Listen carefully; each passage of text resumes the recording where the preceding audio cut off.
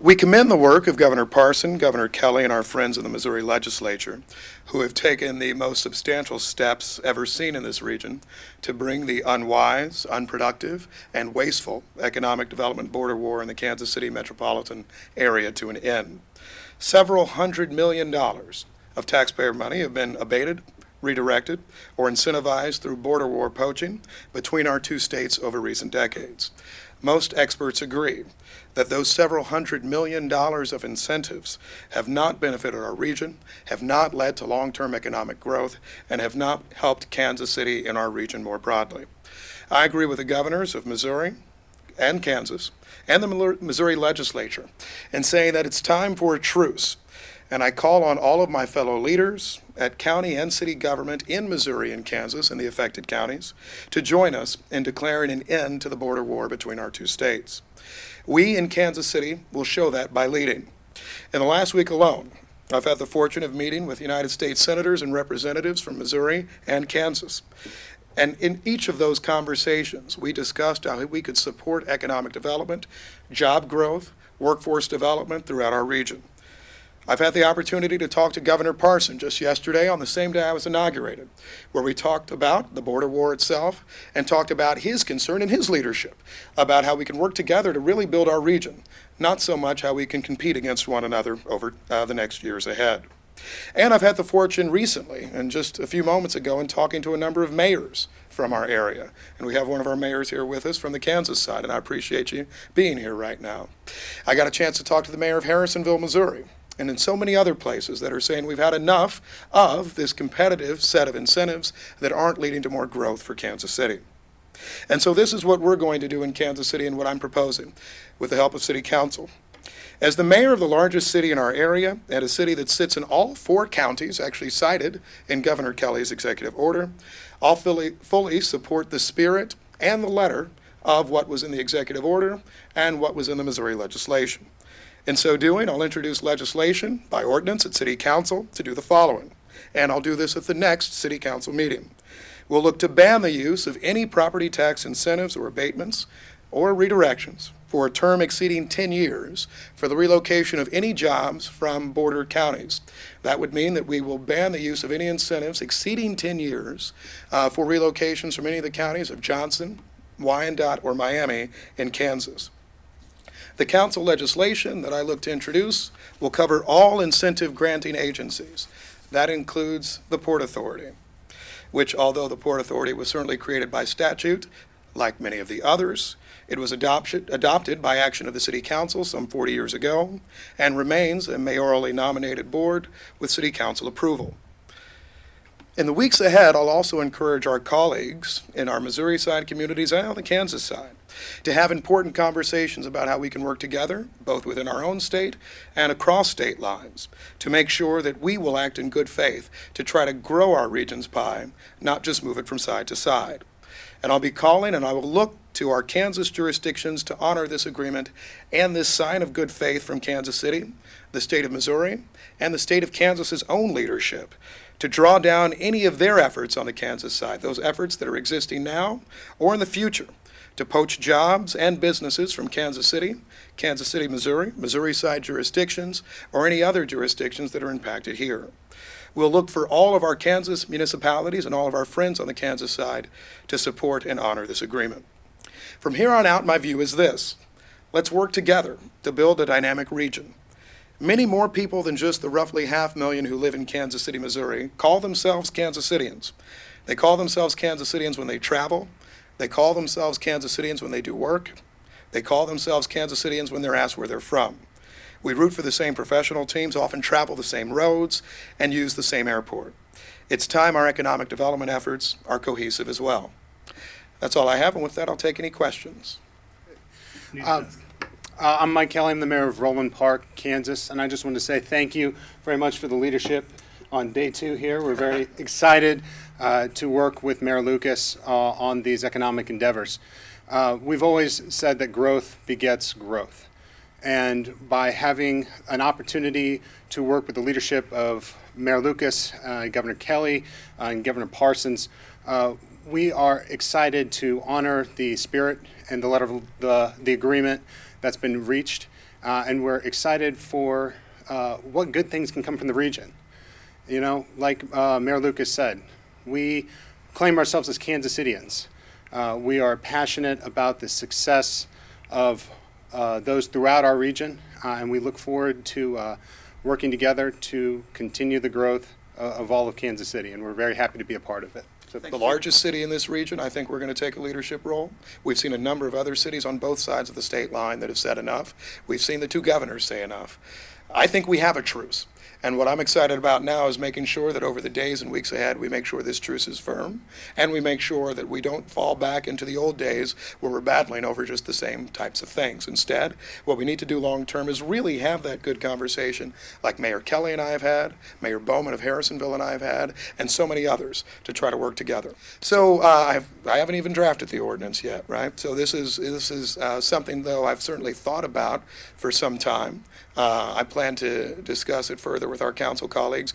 All of us on the city council, and I say this having served on the city council until I guess yesterday, have talked about this issue for years. I think you've seen Kansas City government, our economic development agencies, and so many others have a real interest in bringing an end to the competition between the two states, and instead just actually trying to grow opportunities for our entire region. So I look forward to a healthy reception at City Council. I think this is something that will be positive for us long term, but I always recognize that we have to have a long and thorough conversation connected to it. We are not limiting broadly the use of incentive tools for any other types of items, but instead what we're looking to limit is that sort of border hopping type of work that we've seen too often, I think, in this region. So let's say there's a Kansas-based company today that wants to come to Kansas City, Missouri. I think the threshold question we need to get to is saying, well, heck, why do you want to be here? And if you want to be here, which is exciting, then let's try to make it work without the use of incentives, right? That should always be, I think, what our preference is. To the extent they come back to us and say, well, we think the only way this can work is through the use of some level of incentive or abatement, I would hope that we'd actually be able to be responsible in connection with how we limit it. And we say, well, while we welcome you and your involvement here in Kansas City, what we're going to do is live by, I think, the letter of this agreement. And I think that makes perfect sense. Because if you look at this, this has not been, I know there may be some who say, why give up this part of the battle? The border war has not been good for Kansas City, Missouri. We certainly have had our successes, we've had our failures, we've had our losses. I think the most egregious of which is the Applebee's example, which many of you may remember, which was in Missouri, then went to Kansas, then came back to Missouri, then moved to California, right? That's the sort of thing that over all of that period, as we were losing tax revenue in both jurisdictions, right, we probably weren't actually getting people who were moving from side to side. Instead, what we were getting was really just benefit to the corporation itself. And so my view would be that what we really need to look to is where we're creating more jobs, all of those classic economic development positives, not simply just saying, how do we just get a deal done? You know, I do think there will be a delicate nature to it. I mean, I think if every mayor except for Mayor Kelly in Johnson County tells us all to go pound sand, and which I don't think they would, but we'll talk to them to make sure they won't, then I could see us in a situation where we don't have agreement. I think, however, if we actually take the steps that you're seeing today, then we will. And I want to commend, frankly, both sides of the state line in this. This has been a tough thing to get through the Missouri legislature for a number of years. And I'm proud of the fact that the legislature acted this year. We got it signed by the governor. That was a big step. I've had the fortune of talking to the Secretary of Commerce of Kansas about this issue.